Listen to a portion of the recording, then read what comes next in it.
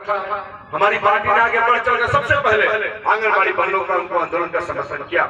पिछले दिनों आशा बहनों का आंदोलन चला, आशा बहनों का हमने समर्थन किया। आशा बहनों के साथ हम खड़े हुए पटना से लेकर बक्सर और पूरे बिहार भर में उनकी लड़ाई में हमने भूमिका निभाई।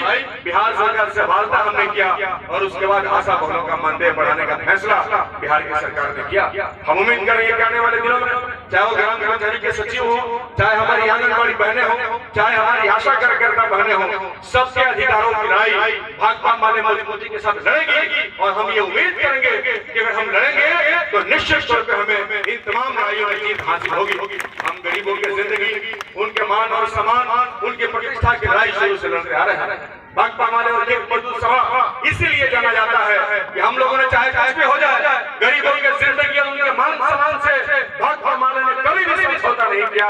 और आज भी हम मठिला में खड़ा होकर ये कह रहे हैं कि आज भी गरीबों की जिंदगी, उनके सम्मान के साथ किसी तरीके का समझौता हम नहीं करेंगे। अगर कोई गरीबों का अपमान करेगा तो भाकपा माले के सिपाही उस अपमान का बदला लेने के लिए खड़ा होंगे। अपमान को नहीं बर्दाश्त नहीं करेंगे, अपमान को बर्दाश्त करना हमारे रगों में नहीं है। आज एक राज्यसभा सांसद ने कविता पढ़ दिया, ठाकुर का कुआं। मुंशी प्रेमचंद ने उपन्यास लिखा था और उसके बाद ने कविता पढ़ी। क्या है भाई?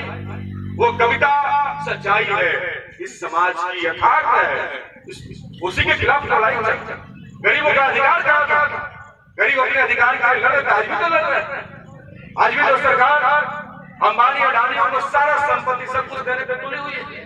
क्या हम उसके खिलाफ लड़ रहे हैं तो गलत है? क्या उसके खिलाफ कोई बोल रहा है तो गलत है? नहीं, हमें बोलना है, हमें लड़ना है। हमारे पुरखों ने, जीवन विकास और सिंह ने इसी बोलने के अधिकार के लिए उन्होंने अपनी शहादत दी। एक समय था जब मंच लगाकर बोलने का अधिकार भी गरीबों को इस देश के गरीबों को नहीं था। लेकिन आज की शहादत के बदौलत हमें ये अधिकार मिला है, तो हमें बोलने से कोई रोक नहीं सकता। और अगर बोलने का हिसाब किसी के मौत से होती है तो हम लोग मौत से भागने वाले नहीं है। हमारे रगों में कांग्रेस जीवन विकास इनका लहू है, वो लहू हमारे रगों में दौड़ता है।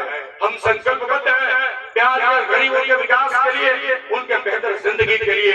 इसलिए हम लोगों ने शुरू से ही सरकार से मांग किया कि यहाँ पर जो है भूमि सुधार कानून लागू हो, सभी गरीबों को जमीनें मिले, सबको खेती करने का अधिकार मिले, सबको 5 में जमीन घर बनाने के लिए मिले। और लगातार लड़ाई लड़ रहे हैं। आप देख रहे हैं कि कुछ लोग आज गरीबों पर जुल्म और अत्याचार आज भी ढा रहे हैं। आज वो कानून का इस्तेमाल करके आज गरीबों की एकता बनी है, आज गरीब मजबूती के साथ खड़ा है। इसलिए आज किसी की भी हिम्मत गरीबों पर सामने से हमला करने का नहीं होता है, क्योंकि उनको मालूम है ये लड़ने वाले लोग लड़ना सीख चुके हैं। अगर आज करेंगे तो ये हमको छोड़ने वाले नहीं है। इसलिए आज वो पीछे के रास्ते से हमला कर रहे हैं। कोई हाई कोर्ट चला जाता है, हाई कोर्ट जाकर के नोटिस भेजता है कि भाई गाँव में गरीब लोग इतना बिहार सरकार का जमीन कब्जा कर लिया है। हमने पूछा अपने अधिकारियों से कि क्या कोई हमको इस बात पर रिपोर्ट दे सकता है कि सबसे ज्यादा सरकारी जमीन पर कब्जा किसने किया देश में, इस राज्य में?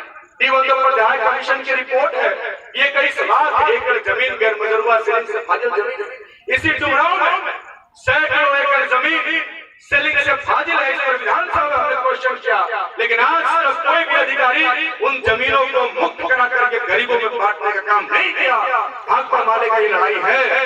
हम लोगों ने लड़ा कि जमीन गरीबों को जब तक जमीन नहीं मिलेगा, काम करने का, खेती करने का अधिकार नहीं मिलेगा, तब तक उनका विकास नहीं होगा। इसलिए आज ये लड़ाई चल रही है। आज देश भर में, पूरे बिहार भर में गरीबों के अधिकारों की लड़ाई हम लड़ रहे हैं। दोस्तों, गरीबों को तोड़ने की, उनको खत्म कर देने की साजिश से रोज चलती है।